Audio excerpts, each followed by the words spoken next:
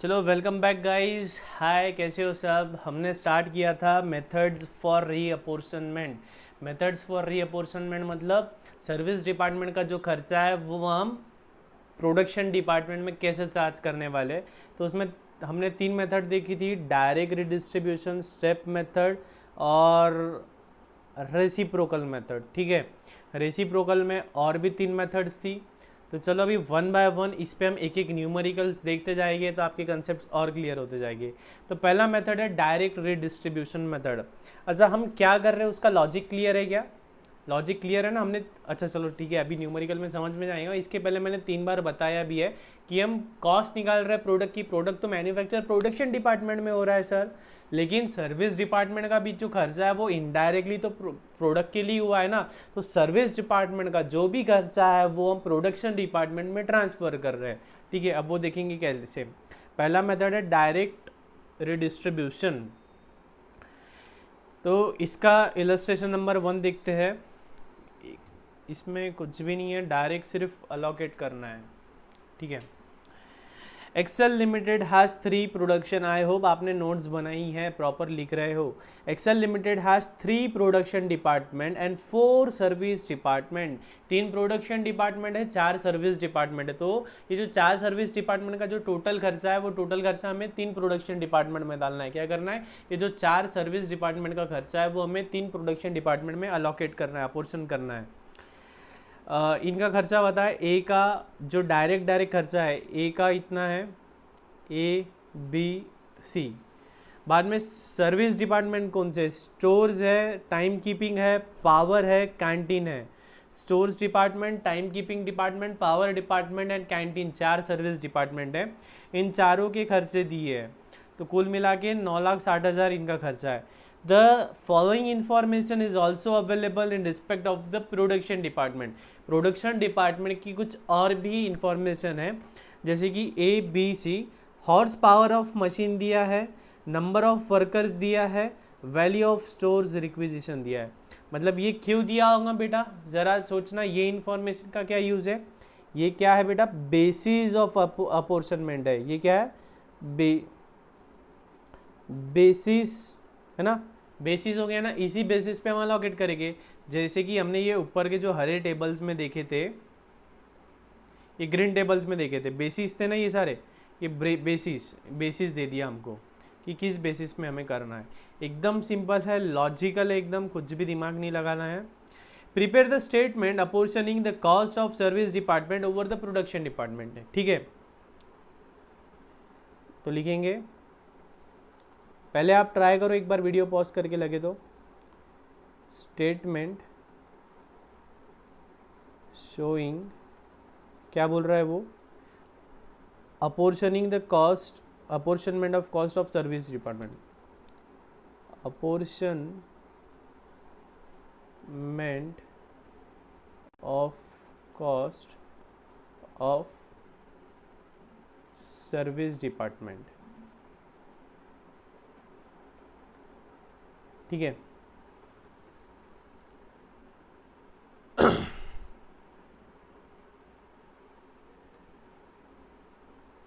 तो ये बनाना है आपको पर्टिकुलर्स,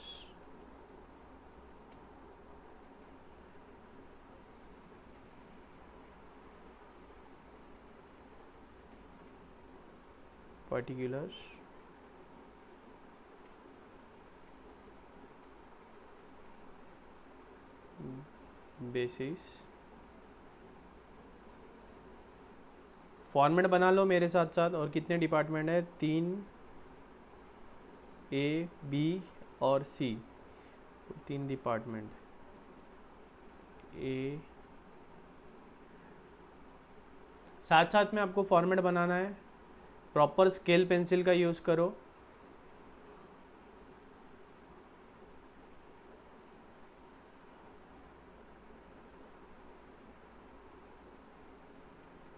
ठीक है, पर्टिकुलर्स,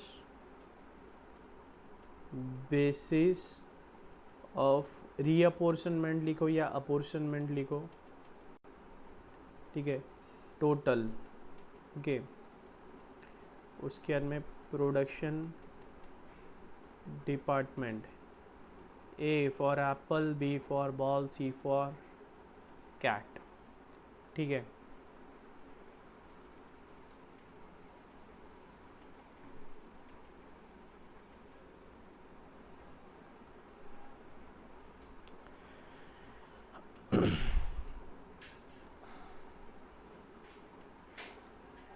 तो सबसे पहले हमें क्या दिया है, प्राइमरी डिस्ट्रीब्यूशन दिया है, कॉस्ट। देखो हमारे स्टेप 1 क्या था, सबसे पहले हम अलोकेट करते, फिर प्राइमरी डिस्ट्रीब्यूशन मतलब अपोर्शनमेंट करते, फिर बाद में रीअपोर्शनमेंट करते। तो cost as per primary distribution, आपको जो लिखना है पर्टिकुलर्स में लिख सकते हो, प्राइमरी डिस्ट्रीब्यूशन। तो बेसिस ऑफ अपोर्शन में आप गिवन लिख दो या डायरेक्ट लिख दो। तो कितना दिया है, 80 लाख्स। कितना, 80 लाख्स, ये जो 80 लाख्स है इसे अब डायरेक्टली दिया हुआ है 30 लाख, 26 लाख, 24,000। तो 30 लाख, 26 लाख और 24 लाख। ठीक है, तो ये डेटा हमें डायरेक्ट दिया था। अब हमें करना क्या है, ये जो सर्विस डिपार्टमेंट का खर्चा है, ये जो सर्विस डिपार्टमेंट का खर्चा है, ये हमें रीअपोर्शन करना है। ठीक है, तो कर लेंगे, एक एक लिखते जाओ। कौन सा है सबसे पहले, स्टोर्स। अब ज़रा बगैर आंसर देके बताना कि स्टोर्स का जो 4 लाख का खर्चा है उसका बेसिस ऑफ अपोर्शनमेंट क्या होना चाहिए, कौन से बेसिस पे हम ये जो स्टोर्स का खर्चा है कौन से बेसिस पे हमने बांटना चाहिए, ज़रा सोच के बताओ। हमें बेसिस क्या दिया है, हॉर्स पावर दिया है, हॉर्स पावर के ज़रिए बांटेंगे क्या। नंबर ऑफ वर्कर्स, जिस डिपार्टमेंट में ज़्यादा वर्कर्स है उसको ज़्यादा स्टोर्स का खर्चा दे दो, ऐसा है क्या। या फिर वैल्यू ऑफ स्टोर्स रिक्विजिशन। देखो ऊपर का जो टेबल है ना, आपको याद भी नहीं करना है, क्वेश्चन में ही दे देते हैं वो बेसिस। बस आपको इतना तो भी होना, इतना तो भी कॉमन सेंस होना, इतना तो भी लॉजिक होना कि कौन सा खर्चा कौन से बेसिस पे बढ़ेगा। तो सर जाहिर सी बात है, स्टोर्स मतलब हमारा जो मटेरियल हैंडलिंग का खर्चा है, तो उसके लिए हमें कौन सा बेसिस दिया है, वैल्यू ऑफ स्टोर्स रिक्विजिशन। कौन सा बेसिस दिया है, वैल्यू ऑफ स्टोर्स रिक्विजिशन। तो बेसिस में लिख देंगे वैल्यू ऑफ स्टोर्स रिक्विजिशन। आपको अगर याद होगा तो जो ऊपर के टेबल थे उसमें और भी क्या पॉइंट दिए थे, वेट, कौन से मटेरियल का कितना ज़्यादा वेट है, या कितने ज़्यादा मटेरियल रिक्विजिशन आ रहे हैं, कौन सा डिपार्टमेंट ज़्यादा बार मटेरियल मंगवा रहा है, या वो कौन से डिपार्टमेंट का मटेरियल का वेट ज़्यादा है या वॉल्यूम ज़्यादा है। ये सारे बातें बेसिस है। ये बेसिस का ऐसा कोई थंब रूल नहीं है कि वेट मतलब वेट ही लेंगे। क्वेश्चन में जैसा डेटा है या हमारे प्रैक्टिकल लाइफ में जो डेटा अवेलेबल है, ईजी है, इकोनॉमिकल है, फिजिबल है, वो हम उस बेसिस पे अलोकेट करेंगे, रीअपोर्शन करेंगे। तो ये क्या है, वैल्यू ऑफ स्टोर्स रिक्विजिशन कितना है, 4 लाख है ना, तो ये 4 लाख। तो स्टोर्स रिक्विजिशन कितना है, 2.5 लाख, 1.5 लाख, 1 लाख, मतलब 5:3:2, 5:3:2, 5:3:2 में इसको अपोर्शन कर लेना है, 5:3:2 में आपको अपोर्शन कर लेना है। ठीक है, ये 5:3:2 में बांट लेना है। बाद में time keeping and accounts, time keeping and accounts, time keeping and accounts कितना खर्चा है, 3 लाख। कितना खर्चा है, 3 लाख।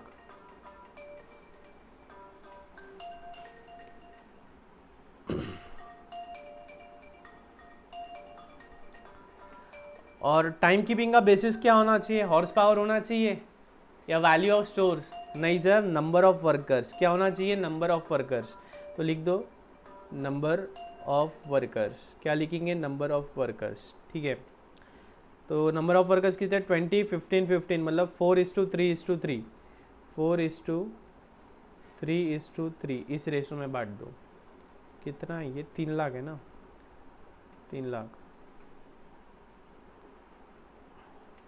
ये आएगा 1,20,000, 90,000, 90,000। मेरे साथ साथ ही सॉल्व करते जाना है आपको।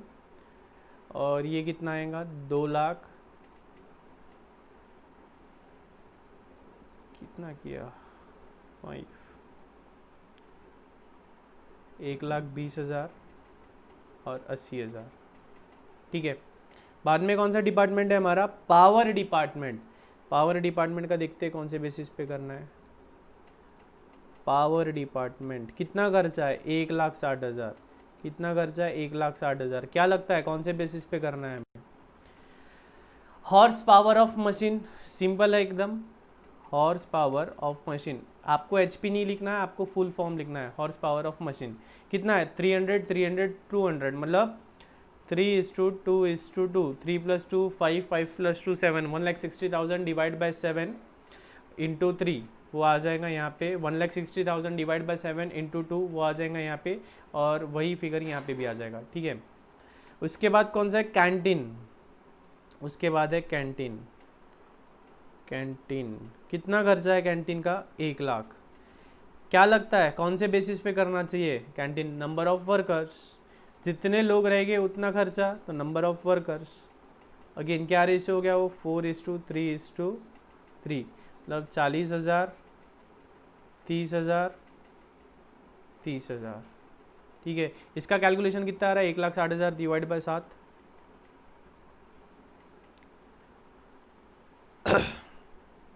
60 60 40।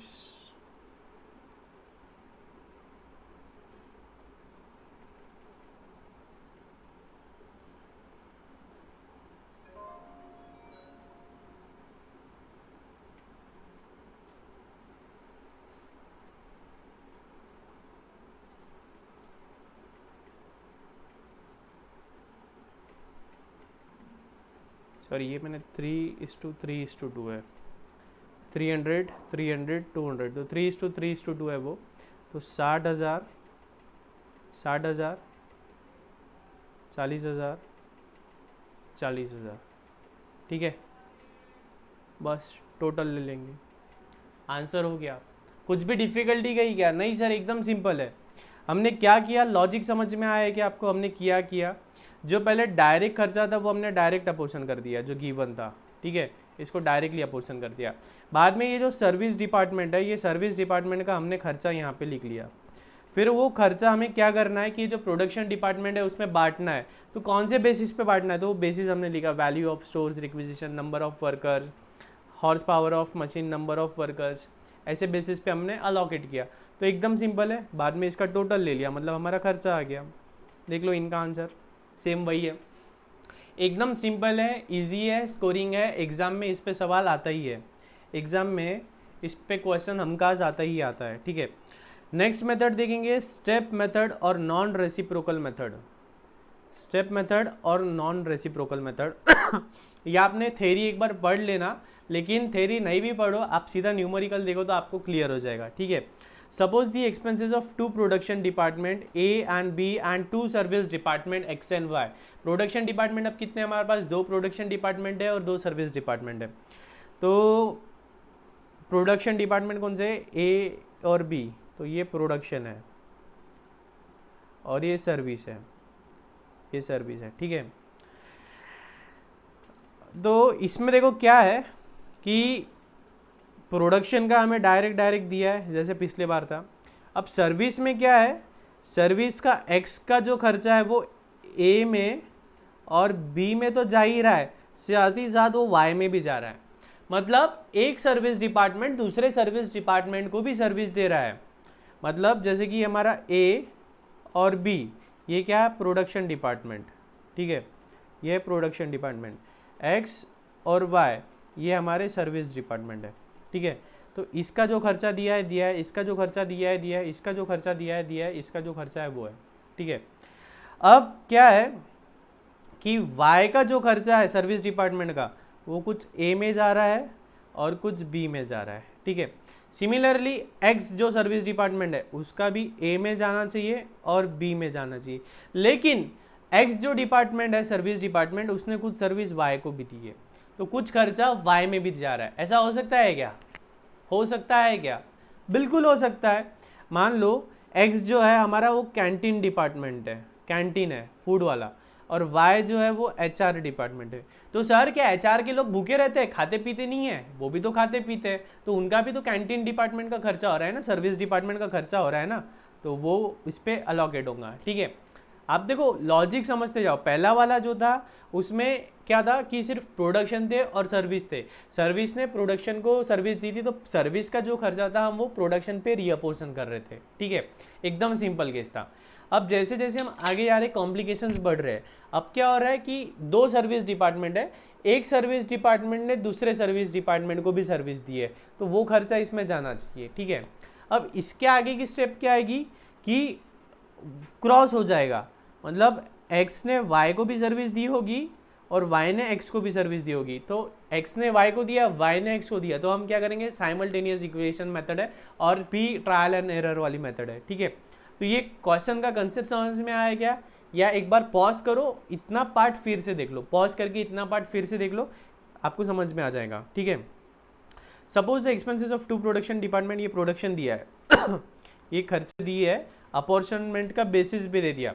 ऊपर देखो, ऊपर हमें अपॉर्चनमेंट का बेसिस दिया था क्या, ऊपर हमें ऐसा दिया था, ठीक है, फिगर्स में दिया था, और हमने इस पे से ये जो रेशो है ये हमने कैलकुलेट किया था, जो मैं अभी ब्लू कर रहा हूँ ये रेशोज हमने कैलकुलेट किए थे, ठीक है। लेकिन ये क्वेश्चन में देखो रेशोज इन्होंने खुद ने दे दिए, तो ये क्वेश्चन थोड़ा और ईजी कर दिया उन्होंने।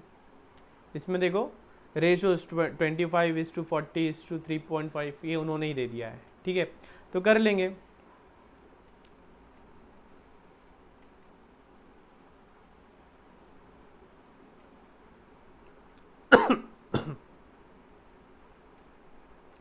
लिखना है साथ साथ, स्टेटमेंट शोइंग, लिखना है साथ साथ आपको, शोइंग रीअपोर्शनमेंट ऑफ ओवरहेड्स, ठीक है।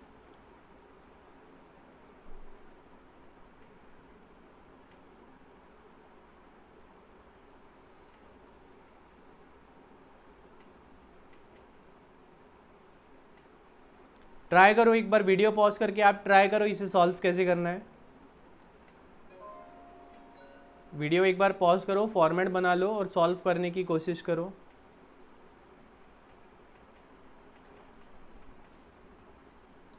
सॉल्व करने की कोशिश करो।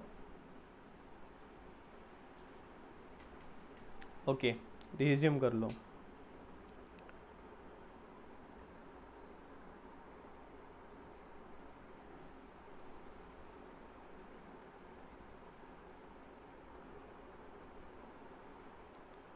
डिपार्टमेंट्स कौन से है, एक्स वाई ए बी, इसमें सर्विस वाले कौन से, एक्स वाई, तो ये हमारे सर्विस डिपार्टमेंट है, ये हमारे सर्विस डिपार्टमेंट, ठीक है, ये हमारे प्रोडक्शन डिपार्टमेंट। अब जो बेसिक खर्चा दिया है वो लिख लो,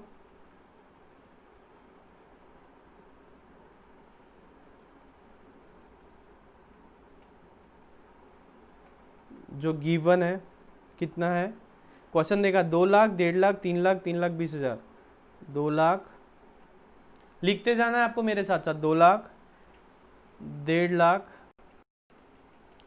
3 लाख और 3,20,000, ठीक है।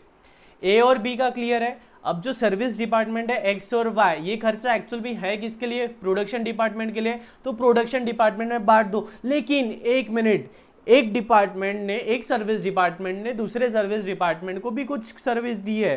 किसने, एक्स ने वाई को सर्विस दी है, किसने, एक्स ने वाई को सर्विस दी है। तो पहले हम क्या करेंगे, डिपार्टमेंट एक्स का खर्चा बांटेंगे, डिपार्टमेंट एक्स का खर्चा, डिपार्टमेंट एक्स का खर्चा है कितना, 2 लाख, तो वो जीरो कर देंगे, -2 लाख। किस में बांटेंगे, बचे हुए 3 लोगों में। क्या रेशो दिया है, 25:40:35, क्या रेशो दिया है, 25:40:35। समझ में आ रहा है क्या आपको। हमें क्या करना है, हमें करना था कि ये जो सर्विस डिपार्टमेंट के खर्चे है ये बांटना है हमें ए और बी में। तो y ने तो a और b को दिया है, लेकिन x ने तो y को भी सर्विस दिया है, तो पहले x का बांट लेते हैं। तो 25:40:35 में बांटो इसको। मेरे पास अभी फ़िलहाल कैलकुलेटर नहीं है, आप सॉल्व करो। ये जो 2 लाख का फिगर है इसे ये फिगर में बांट लो। मैं आंसर इसमें देख लेता हूँ कितना है, 50,000, 80,000, 70,000, कितना आ रहा है, 50,000, 80,000 और 70,000।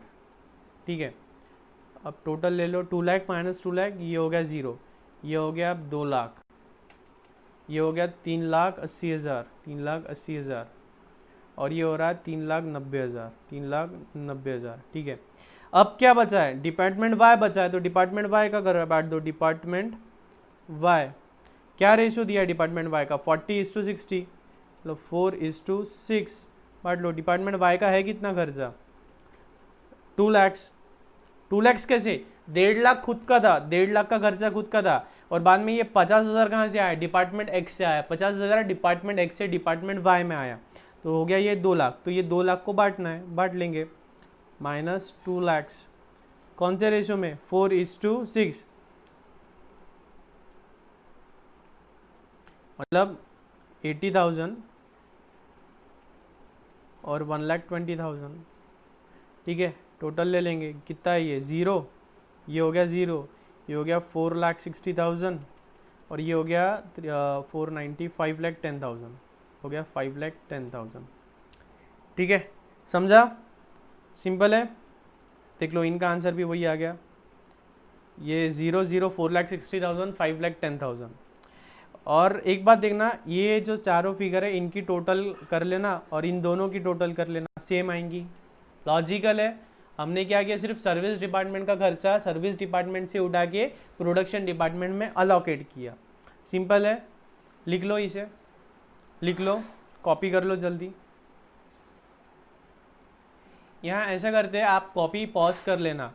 देखो अगर मैं रुकता हूँ तो हमारे वीडियोस बड़े बड़े बनेंगे, 1.5 घंटे 2 घंटे के वीडियोस बनेंगे, लेकिन हम पॉज करने वाला मेथड यूज़ कर लेते हैं, तो फिर आपका भी टाइम बचेगा, मेरा भी टाइम बचेगा, सिलेबस टाइम पे कवर हो जाएगा।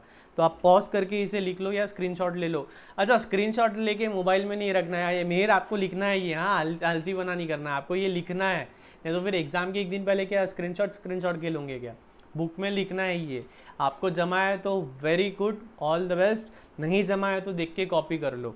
ऐसा भी नहीं कि सर मॉड्यूल में लिखा है तो फिर हम लिखते नहीं, मॉड्यूल में लिखा है वो तो सभी के पास लिखा है, हमें हाथ से लिखना है, हाथ से लिखोगे तभी तो एग्जाम में एक्चुअल में लिखते जमेगा, एक्चुअल में प्रैक्टिस होंगी लिखने की।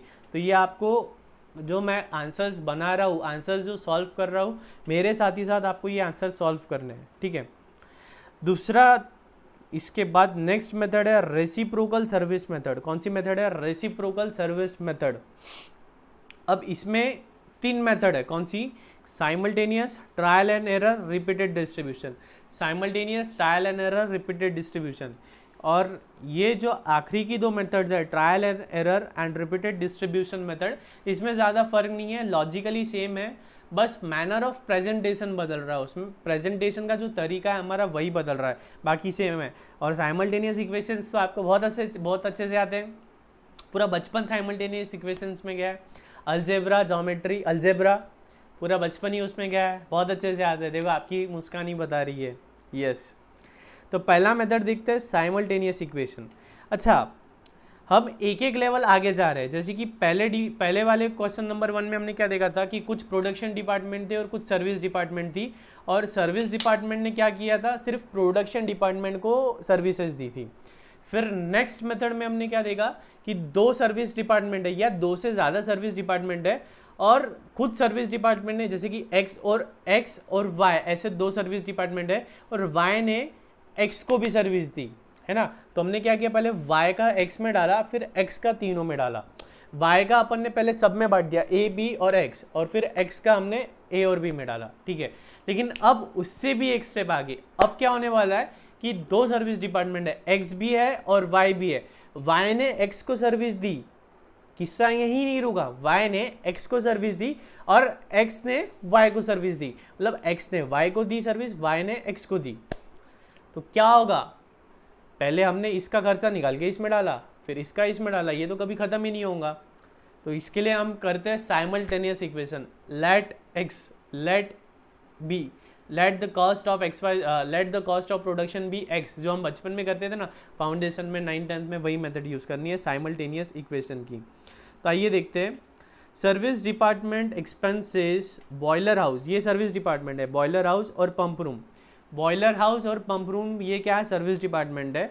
इनका खर्चा दिया है 3,60,000, मतलब 3,60,000 का खर्चा दिया है। दी अलोकेशन इज, ये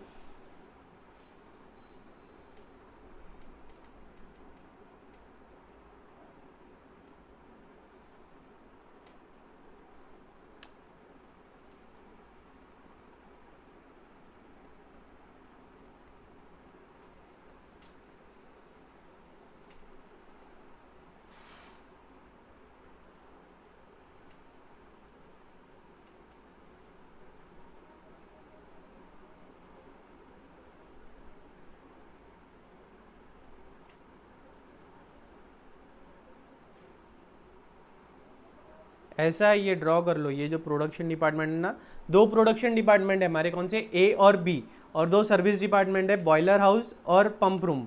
तो देखो प्रोडक्शन डिपार्टमेंट ए और बी, अब बॉयलर हाउस का खर्चा है 3 लाख, पंप रूम का खर्चा है 60,000।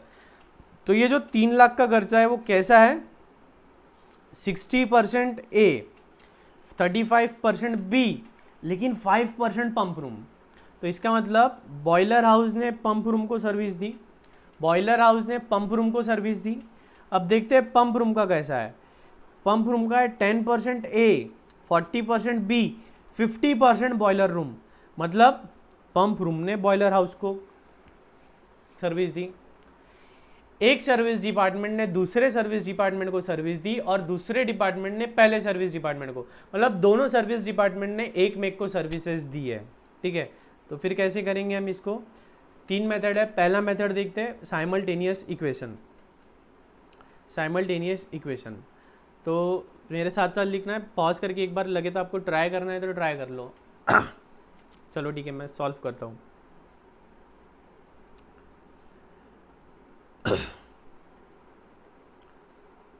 Late x be the total cost of boiler house and y be the total cost of power room। ठीक है, let x be the total cost of boiler house and y be the total cost of power room.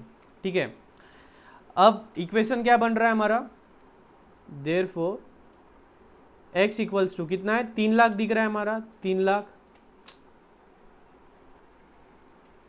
x कितना है, 3 लाख दिख रहा है हमारा, 3 lakh plus ये जो बॉयलर रूम का खर्चा है 60,000, 60,000 में से भी तो कुछ आ रहा है, उसको कितना आ रहा है, 5%। सॉरी, बॉयलर रूम का जो पावर रूम का जो खर्चा है y, पावर रूम का जो खर्चा है y, पावर रूम का खर्चा है हमारा y, और बॉयलर हाउस का खर्चा है x। तो ये जो पावर रूम का y खर्चा है उसमें से कितना आ रहा है हमको,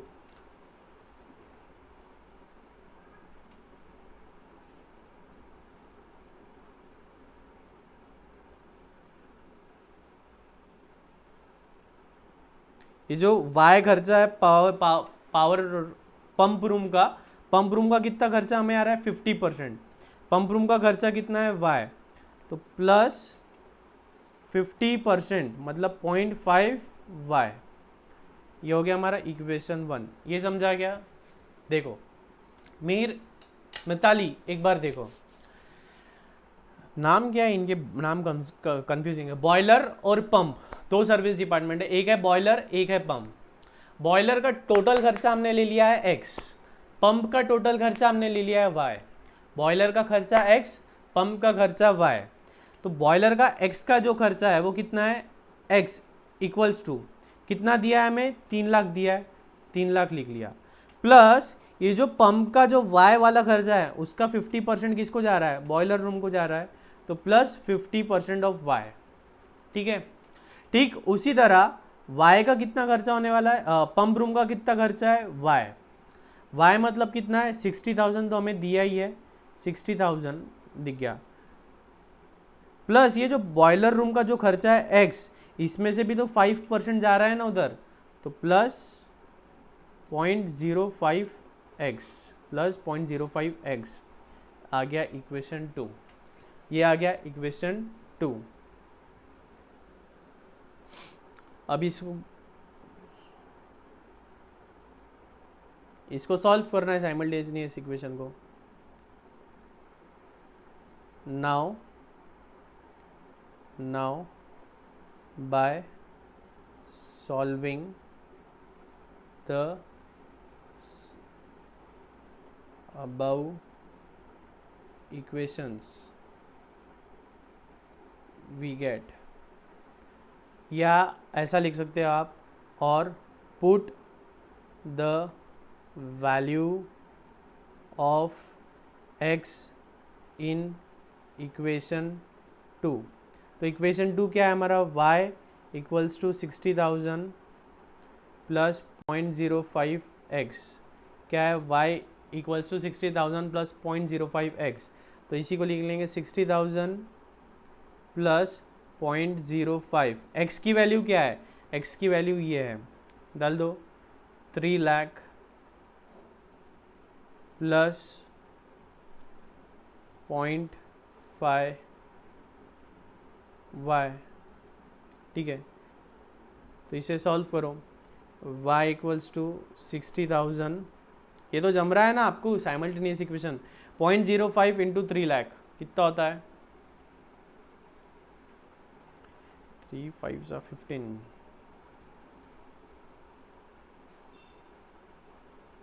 15,000, ठीक है, प्लस 0.5 इंटू 0.05 55 25 y 25.025y, ठीक है। इसको सॉल्व करो तो y का वैल्यू आपको आ जाएगा, y का वैल्यू कितना आ रहा है हमारा 76,923, 76,923 कितना आ रहा है, y का वैल्यू आ रहा है 76,923। अब now by putting value of y in equation 1, equation 1 में ये जो y है, y की वैल्यू डाल दो 76,923, we get x equals to कितना आ रहा है हमारा, मैं देख ले रहा हूँ आंसर इसमें डायरेक्टली, आपको सॉल्व करना है। x का वैल्यू कितना आ रहा है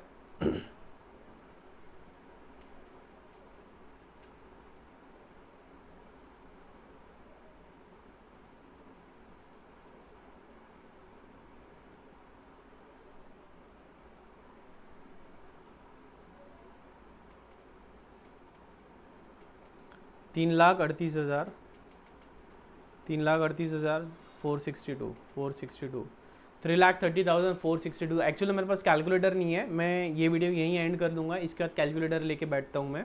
तो 3,38,462, एक्स का वैल्यू आ गया, वाई का वैल्यू आ गया। समझ में आया क्या कैसा है। पहले हमने 2 इक्वेशंस बना लिए, 2 इक्वेशंस बना के हमने क्या किया, पहले हमने क्या किया कि x का जो वैल्यू है वो x का ये x का वैल्यू है, ये हमने इक्वेशन 2 में डाल दिया, तो हमें y का वैल्यू मिल गया, ये y का वैल्यू मिल गया। अब ये जो y का वैल्यू है वो हमने यहाँ पे y को सब्सटीट्यूट कर दिया y के वैल्यू से, तो हमें क्या मिल गया, x का वैल्यू मिल गया। तो हमें मिल गया x का वैल्यू, तो हमें x और y का वैल्यू मिल गया। फिर करना ही क्या है, क्वेश्चन बचता ही क्या, ख़त्म हो गया क्वेश्चन। क्वेश्चन में करना ही क्या है, ये अलोकेट करना है, तो अलोकेट कर देंगे सीधा।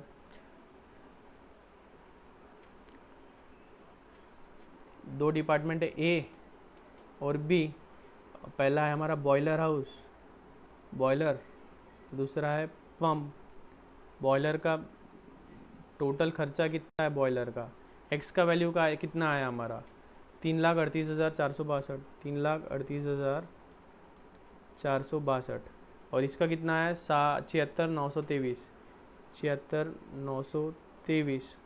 बांट दो, कौन से बेसिस पे बांटेंगे, कौन से बेसिस पे बांटेंगे, यहाँ दिया है हमको क्वेश्चन में 60:35, 10:40, 60:35, 10:40, 60:35, 10:40।